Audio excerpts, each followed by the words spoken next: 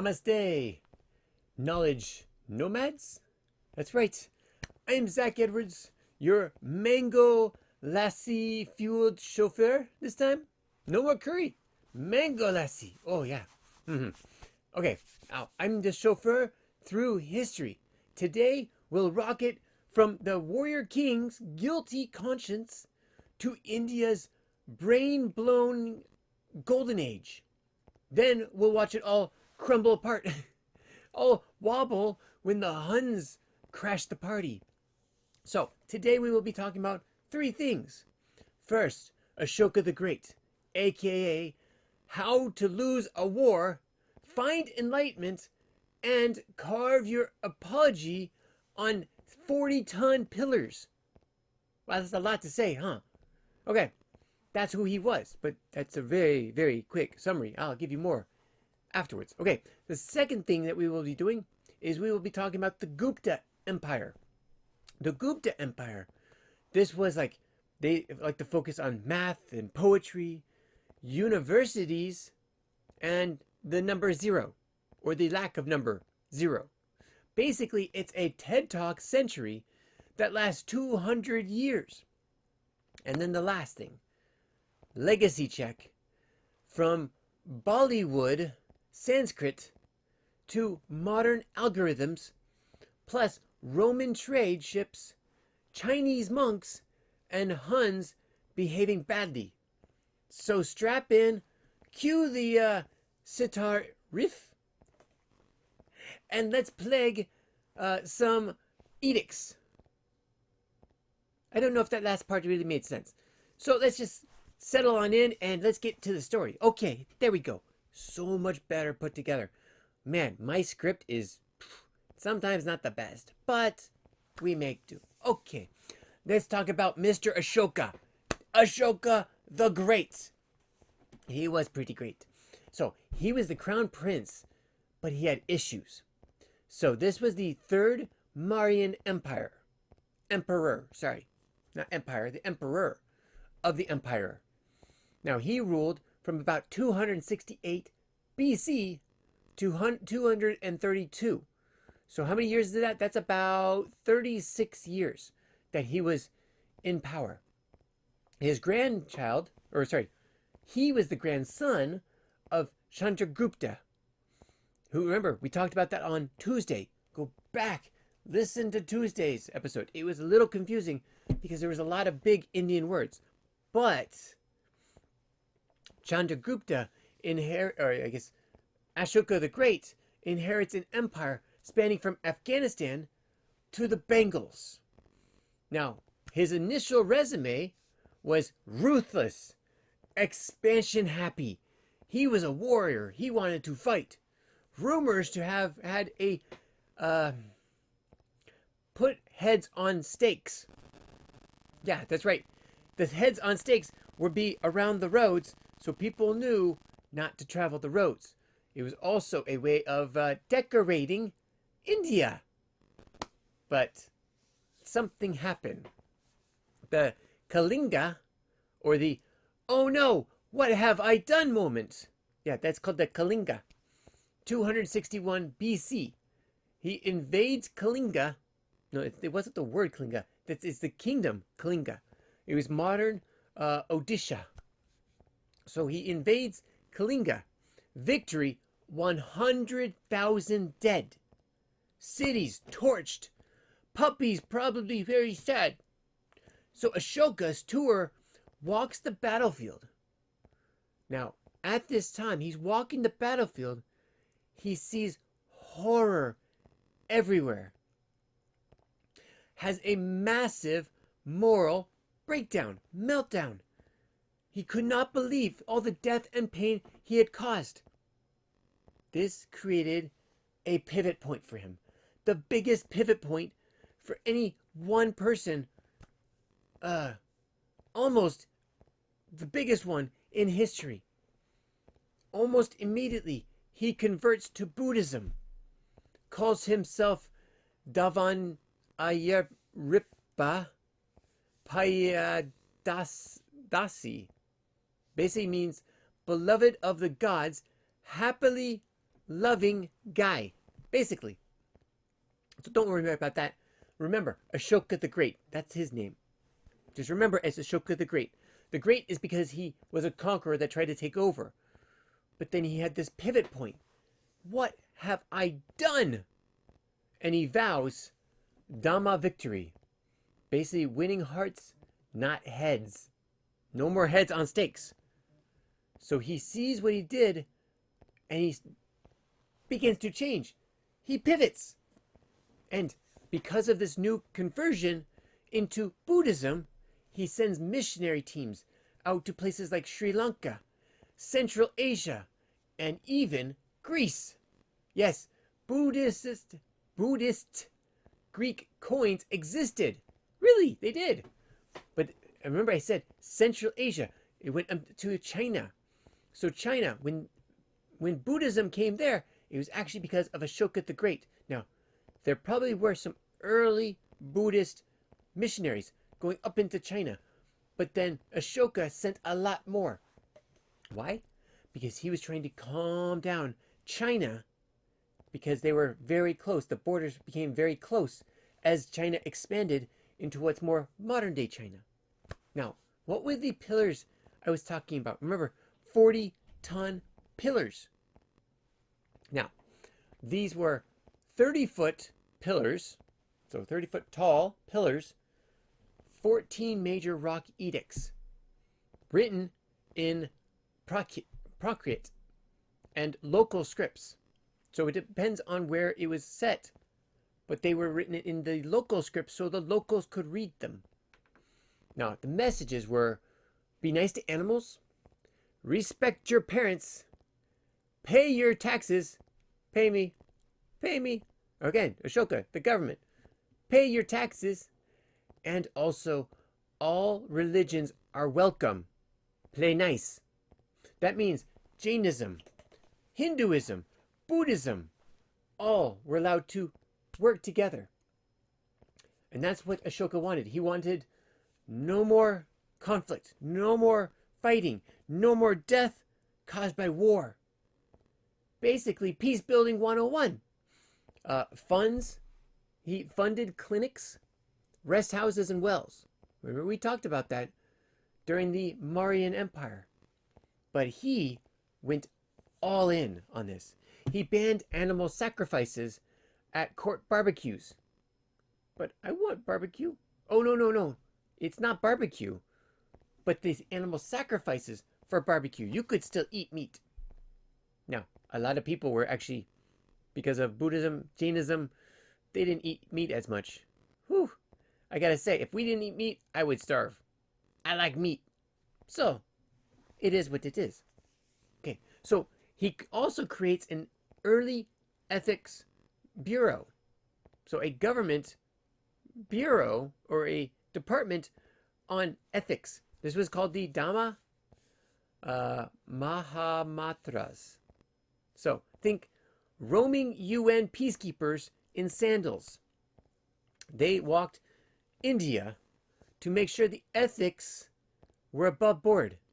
People stayed true to the ethics written by who? By Ashoka. So he may have taken power, he may have been conqueror and had a pivot point, but does this mean he still enforced his rule over India? Yes. Yes, it does. Let me bring up a map. I love my maps. There we go. India. So from that's not Afghanistan. Zoom out a little bit more. A little bit more. There we go. Afghanistan to the Bengals. All this was the land of Ashoka.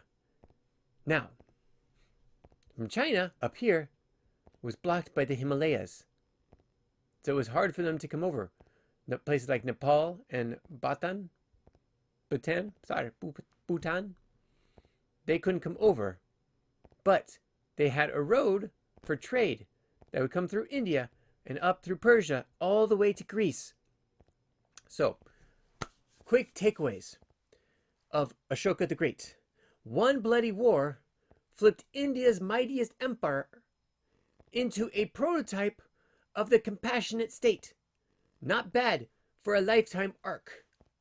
It's like a changed from one direction, completely different direction. So now, where did this lead? This was, again, a Gupta. He was a Gupta, even though he came from the Mauryan Empire. So Ashoka enters the Gupta Empire. So this goes from 350 BC to, AD to 550 AD. Now wait a minute, that's a big span. So what happened? Well, after Ashoka had made peace in the land, it lasted nearly 200 years. So that was great. It allowed for peace in the land. But then, what happened? Chandragupta I. This is when they became the Gupta instead of the Mauryan. Now remember, Chandragupta Maurya, he was the one that started the Mauryan Empire. Now, around 320 AD to 550 AD, Chandragupta I and some of the other Guptas began to take over. They were smaller than the Mauryans, but brilliantly managed. Light taxes, local autonomy, which means the locals got to rule. Total killer of PR, public relations. Yeah, okay, let's go through this. So first, their culture and cool stuff. Let's go through that first. Okay, there is the Kalidasa. Now this is a Sanskrit Shakespeare. That's right. He wrote epics like Shakuntala. This is the boy meets girl. Loses ring. Elephant drives plot twist. That's right. So very interesting. Next, the universities. One of the universities that now the first one was literature. So Kalidasa was an author who was one of the biggest authors during ancient India. The next thing to talk about, the cool stuff and the culture, is the universities. Now, Nalanda. This was the first university in India. They had dorms, they had observatories, 9 million scrolls. It's like the Library of Alexandria. It also had the best cafeteria the south of the Himalayas. That's right. So good. Curries. Oh, yes. Mango. Oh, yeah. Oh, I could get stuffed off those. Especially the dried mangoes. You know, the ones that are like almost like jerky, but fruit. So good. Now, what else? What else? Next cool thing, culture. Cool stuff. Religious tolerance. Hinduism, dominant. But Buddhism and Jainism gets campus clubs. That's right. So even though Hinduism is all over India, we had Buddhism and Jainism who were still allowed to prosper in this time. Remember, it was Ashoka the Great who put together the big pillars that said, all religions welcome, play nicely. Basically that. So the temples evolved. Soaring shakharas, jaw-dropping murals at Ajanta. Now, I don't have pictures of this, sorry, but these locations, or Ajanta is a location. So what about other things that were cool? Science and math. Mic drop, totally. Check this out. So Aryabhata calculates pi to 3.1416-ish and proposes Earth's rotation. That's right. 0 becomes a numeral, not just a depressing concept. So they actually came up with the numeral of 0 instead of just thinking about it. What's before 1? There could be a space. It could be a gap. What is that? No. It is named 0. Now, with 0, they said, well, what was before 1? Could there be decimals? Yes, there could be decimals, smaller parts of that one. So they created a decimal system and place value. Future bankers, woo, squealed for joy with this. Okay, yay decimals. Yeah, yay decimals. At least it wasn't fractions. Oh, I hate those fractions. Sometimes they just... Anyways, yes. So the surgeons do cataract surgeries with metal needles. The type you don't want to try at home. But they had surgeons who had surgeries. That's great. Now, one more cool thing. Check this out. Global trade talks. Now, spices, pearls, and cotton sailed to Rome. Roman elites flaunt Indian pepper like edible Bitcoin. They wanted the spices. This is where the spices start to become popular throughout the world. They used to be just in India. Again, spices, pearls, and cotton all start in India. Rome wants them, trades with them for other things. Now, also, you had silk, astronomy, and other things that were sent up to China. China wanted silks, and they wanted more knowledge in astronomy. And they traded these things, the Southeast Asia with Central Asia, being China. Now, here's the other thing. Very important. Maoris had their own coins. Those before the Maoris had their own coins. Guptas also had gold coins. And showing the kings playing lyres, they're like harps but smaller. Because why not? I mean, this is what they did. So the trade actually became more efficient, more effective, longer reaching. They could go longer distances with Indian traders and traders that came into India and brought the goods out. So now I told you I would talk about the legacy, the trade, and the fall. I'm going to do a little bit more than I was planning because we have some time. So first off, why does it still matter today? Okay, Sanskrit grammar is basically the backbone for many modern Indian tongues, Indian languages. Ethics and laws. Remember the Shastra was the playbook of the, was it the Mari people? The Marian people. Let me check that out. No, that was actually last episode. So I really need to check that out. Give me 1 second while I check this out. I'm going to bring up my script from last week. Or sorry, not last week. From Monday. The Thahastra. That's what it was. The Arthashastra was the ancient Indian playbook.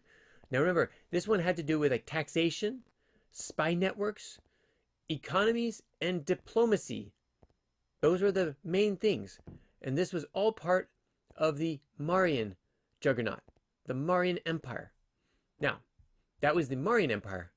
Here, in the Gupta Empire, we had ethics that started from there, plus Ashokan Dharma. Remember, his rules. I think my cat's stuck in my boxes in my office. Well, good sleeping for her. I can't find her. Okay, sorry. Very big rant.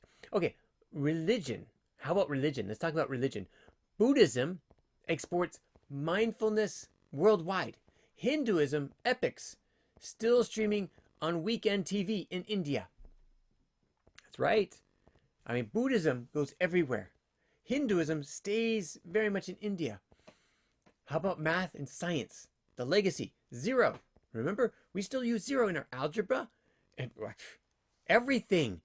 It's from our laptops to our daily counting.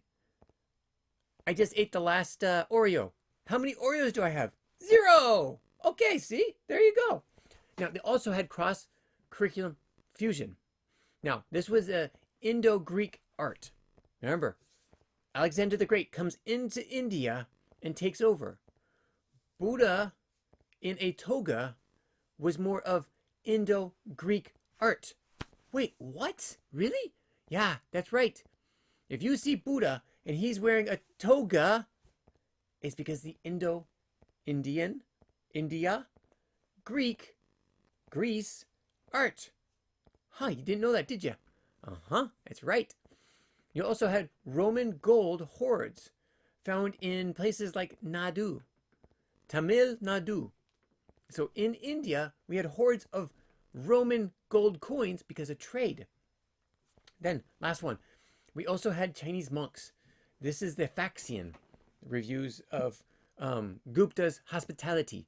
5-star minimum bandits, please come visit. So those from China could actually come and visit. Those from Nepal, from the Himalayas, those monks came and visit. All the Buddhists could have a trip down into India as well. By the late 5th century, Hafsa Aldit Huns raided the Northlands. So they started coming down from here into this area. Now, the Huns were basically kept out of China, but they would find their way around China and come into India and start ransacking India. They ransacked the northwest portion of India, which caused a lot of the civilization to fall. Now, there was also trade disruptions because of this, which basically provinces peeled off. Gupta tax offices cried, "No, come back. We need your money." All those bureaucrats trying to get your money. That's right. Okay. Then there was the classic politics fragmenting. If all of a sudden the kingdom is being pulled apart, it ushered in a regional kingdom setting. Now this setting sets the stage for medieval India, which we will not get to in this episode or this season, but we may come back for later on. But let me give you, I was not planning on this, let me give you a basic rundown of what happened. So we said 5th century, the Huns come in. This creates a lot of regional kingdoms again. Remember the 16 powerhouse we talked about on Tuesday? Now, it's the Huns come in, take over portions of India, and all the others portion out to their own families, their own areas. New kings, new taxes. The centralized India falls apart. What happens at that point? Alexander the Great is left. The Huns have come in. The Huns get taken out. There starts to be a decline in India, which brings in the opportunity for posterity, for prosperity. Now, here's something to understand. Okay, over here, Saudi Arabia, you have a place called Mecca. A young man, who was not too young, but young man by the name of Muhammad. Muhammad has a dream, has a vision, and goes on a religious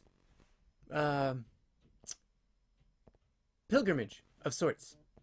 He's pushed out of Mecca, and he comes back with a horde of people and takes over Mecca and makes that the capital. Now, he has a lot of things that happen, and we're not going into his story yet, but he dies. He passes away. His generals take over, and they start creating caliphates. The caliphates start by taking over all of the Saudi Arabia area, all of this area. Then it goes into Egypt and takes over Egypt. Then it goes up to Turkey and starts taking over parts of Turkey. Istanbul used to be Constantinople. Istanbul, Islam, yeah. Islam moved in and took that over. Then they came into Persia and they took over Persia. Caliphates, groups of Islamic believers, we'll say. Then they came down into Pakistan, which was not Pakistan, it was part of India at the time, and start going into India. Fast forward 400 or 500 years, the British arrive. Well, it was actually the British, the French, the Spanish, they all try to make their way into India to get the spices that we just talked about were so popular in places like Rome and China. And so British, French, Spain, they all start taking over India. And what happens? Well, the others get pushed out during different wars, and Britain is left there. Now, early on, India is overrun by Muslims, and you have Hindus, and there is big conflict between two groups. The Muslims came in very quietly as traders, not traders as in giving up their nationality or such. Traders as in those that traded things. Well, when they traded things, they also brought their religion and started pushing it on the people around them, much like they did in Africa. Remember, we talked about that. But they also introduced into India slave trade. Now, India did have slaves. They had a caste system. Slaves were basically the bottom, but they were localized. The Muslims, those believers of Islam, their traders came in with slaves from around the world and started up the slave trade in India as well. So as we mentioned when we talked about Africa, they came from the, let's see if I can do this right. There we go. Down here, Swahili land. Oops. Places like Kenya and Somalia. This was a very strong and still is Muslim area. The Muslim traders came in, especially around the time that Mansa Musa destroyed the Egyptian gold market. These countries down here, these areas down here, they only survived after gold was basically worth nothing. They survived by selling people that they captured from the interior. They bring them out to the coast and they'd sell them everywhere. Yes, that was the Muslims. So then, zoom out. There we go. They would bring them over to India and start the slave trade over here. Now, what happened? When Britain was about to leave, they created a border. This border down here. This border right here is between India, which has a lot of different regions, and Pakistan. Because so much conflict, there was death, there was killing. I guess if there's death, there was killing. Whatever. And so all the Muslims, basically, or a lot of the Muslims, ran millions up into Pakistan to get away from the Hindus who were in major battle with Muslims. And so you basically had two states created there. The British created this border and allowed for two states, Pakistan and India. And they have been fighting ever since. Just recently, actually, interesting enough, Pakistan, who has nuclear weapons, and India, who has nuclear weapons, were fighting, were throwing missiles into each other's lands. This is like 3 weeks ago. Because of that, everyone said, oh no, World War III. But then U.S. President Trump went over and settled it between the two. And you know what is so interesting about that? Pakistan is now nominating President Trump for a Nobel Peace Prize for bringing peace to that. Now, if he could bring peace to Russia and Ukraine and Israel and Hamas, that would be great. He already brought peace to Iran and Israel. So, if he still wants peace, he can have the Peace Prize. I don't care. Give him the Peace Prize. But he has to solve Russia and Ukraine and Israel and Hamas. Or Palestinians. But Hamas is basically what they want. They don't care. They're not worried about the Palestinians, because they're more worried about the Hamas that lives with Palestinians. And the Hamas are the terrorists that are funded by Iran. So this is why this legacy, why India is so important.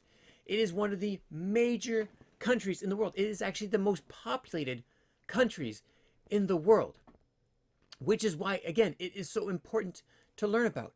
Being the most populated, it's also becoming more of what China used to be when it comes to manufacturing going down into India. And India is providing the US with a lot more merchandise and other things instead of using China, who has basically gotten fat off of everybody else in the world. Not their people, their government. So, going back to what I was saying, when Britain left, they also left Pakistan separated from India. And India is the Hinduism capital of the world, while Pakistan is, as much as India is the capital of the world for Hinduism, Pakistan would be for Islam, but they're not that big compared to other countries who are more populated by Islam. But there's a border there now, and they are constantly at each other's necks. But thank you, President Trump, for bringing peace to that area. Now please bring peace to other ones, and we will be happy with you. Okay? Good? Okay. So, thank you so much for listening to me talk and rant and everything else. This was fun. I enjoyed this episode more than the last one, which just had a lot of big words, and I should have just broken it down a lot easier. So I hope you enjoyed this one. Okay, so coming up next week is very different. We are doing my trip through Peru. So you will be able to see Machu Picchu, Cusco, the capital of the Incas. This is, okay, just spoiler alert. Okay, the Incas were not actually Incas. Inca was the name of the king. We gave that name to them by historians and archaeologists, but it's not them. They are called, oh, you know what? With all this talking, I just keep forgetting the actual words. Okay, they are called the, okay, their language was the Catua,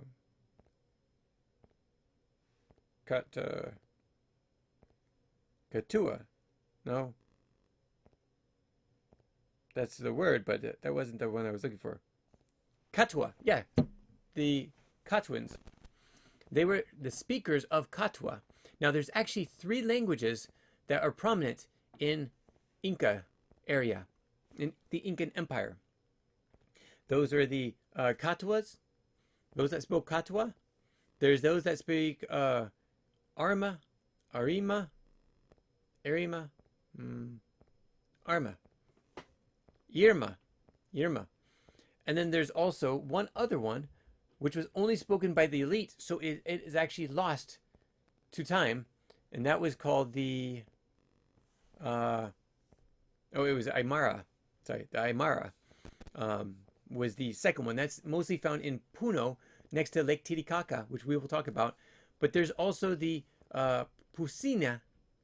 Pusina is actually a language that was spoken by the royals, and when the royals were taken over and died, all of a sudden, Pusina was gone. All the commoners still speak Catua or Aymara. So, this is just a little preview of what we will be talking about. But the empire, oh, I should have my book. I have this great book provided by one of the tour guides. And it's called Cusco, spelled differently than Cusco you see today. But there's so much information. I can't wait to tell you. And we will actually, I will not be speaking much. I will actually have the tour guides speak to you and tell you all about it. So stay tuned for that. I can't wait to share it, but that will be over the next 2 weeks. We have about at least 10 episodes coming from there for each of the stops that we took. Ancient ruins, city fortresses on the hill that the Spanish never found, all these things. So stick with us. I can't wait to show it to you. Thank you so much for joining us, and we will catch you next time.